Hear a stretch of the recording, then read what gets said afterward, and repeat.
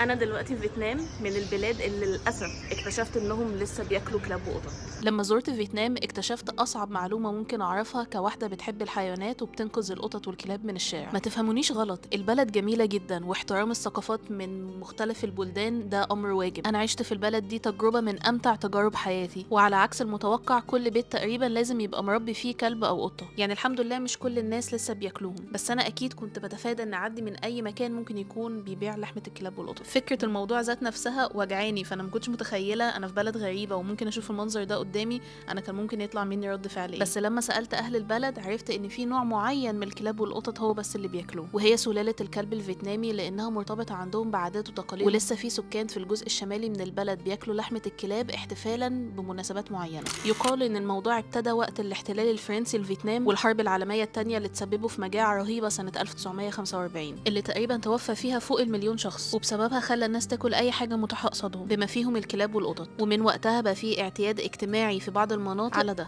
على الرغم من كده البلد فيها ديانات ومعتقدات مختلفة كتير بيقدسوا فيها الحيوانات، زي مثلا الجاموسة أو الووتر بافلو اللي مرتبطة عندهم بالزراعة عشان كده بقوا يقدسوها في المعابد، وزي سمك الكوي الموجود كتير جدا في البحيرات اللي جوه المعابد البوذية. في أسطورة شهيرة عندهم إن سمك الكوي لما يسبح ضد التيار بيعدي الناحية التانية بيتحول لتنين، فهم بيستخدموها عندهم كرمز للحظ والصبر والنجاح. مع إني كان عندي تحفظ شوية من فكرة إن السمك ده بيفضل محبوس جوه البحيرات دي من غير أي مدخل أو مخرج، والوسيلة الوحيدة إنهم ياكلوا ان هناك بيتباع اكل مخصوص ليهم للسياح علشان ياكلوهم. والحقيقه موضوع استغلال الحيوانات لجذب السياح دي حاجه موجوده في كل بلاد العالم، زي ما قابلت بياعين بيجيبوا جراوي وقطط مخصوص في الاماكن السياحيه ويسيبوهم من غير اكل وميه علشان يصعبوا على السياح ويشتروا لهم ميه واكل من عندهم. قابلت برضو ناس من كتر حبهم في قططهم وكلابهم بياخدوهم معاهم الشغل وبيلبسوهم طوق ويربطوهم منه علشان يقدروا ان هم يتفسحوا بس من غير ما يتوهوا. واتقال لي برضو من حد من اهل البلد ان ايام الحرب كان المحتلين بيطلقوا عليهم الكلاب الشرسه عشان يقتلوا اكبر عدد من الفيتناميين، فكوسيله دفاع عن النفس الفيتناميين كانوا بياكلوا الكلاب دي علشان يثبتوا لهم ان هم مش هيقدروا يقضوا عليهم. بس الحمد لله مع ازدهار السياحه في فيتنام الحكومه الفيتناميه في اخر 10 سنين بدات تحاول تقلل او تمنع تجاره لحوم القطط والكلاب، بالذات في المدن الكبيره زي هانوي او سابا. وكتير من الجمعيات المحليه او الدوليه لحقوق الحيوانات شغاله علشان تغير الفكر ده او الجزء ده من العادات عندهم.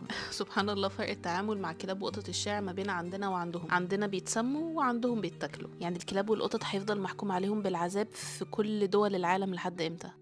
انتم بقى رأيكم ايه؟ هل فعلا العادات دي محتاجة انها تنتهي، ولا واجب احترام جميع الثقافات حتى لو كانت مؤذية في نظر باقي العالم تقريبا؟